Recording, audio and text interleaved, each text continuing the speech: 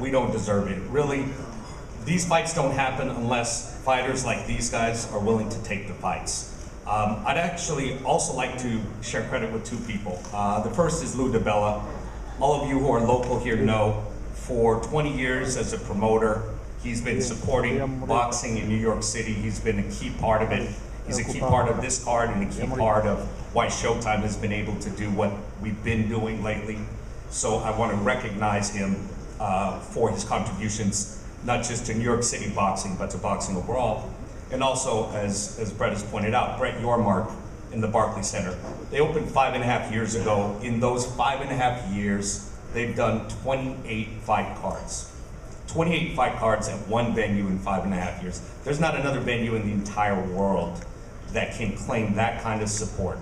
So without these two guys, I'd fear for the future of New York City boxing. But with them active in New York City, we're in very, very good hands. When we announced our schedule back in January, there was one fight that really jumped out, I think, to everybody. It was the marquee fight. It is Deontay Wilder, Luis Ortiz. They have 67 fights between them, 67 wins, 0 losses, 62 knockouts. And it's part of what we are calling March Madness at Showtime, where we have the top 4 heavyweights in the world, all 4 major heavyweight titles on the network, March 3rd and March 31st, when we end the month with Joshua versus Parker. All told, between those 4 fighters, 111 fights, 111 wins, 100 knockouts. There hasn't been a lineup put together like that by any network in the history of the sport. Not all 4 heavyweights, all 4 titles, top 4 all together on one network in 4 weeks. We're proud of what we're doing. But actually, you know, when it comes to Saturday night, the titles are great, unification is great, undefeated records are great. But these fights are about something else. They're about legacy. When people look back and ask, what kind of fighter was Deontay Wilder? What kind of fighter was Luis Ortiz? This is the fight that they will talk about.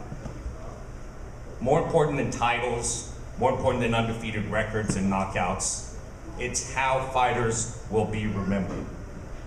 I can't think of a better co-feature, and I even hesitate calling it a co-feature because it was a main event as the first fight. It deserves to be a main event, and I'm glad it's on the platform to get the kind of attention. It's a fight of the year quality fight as a co-feature in Durrell Uzcategui 2. These are the kinds of fights, this is the kind of card that people look back and say, were you there when? Were you at the Barclays Center to see that big heavyweight fight, to see the rematch? So if you're not watching this card, you're not a boxing fan, pure and simple, because this is the best the sport has to offer. So I urge you, be at the Barclays Center Saturday night. If you can't be there, be on Showtime Live at 9 p.m. We'll see you then.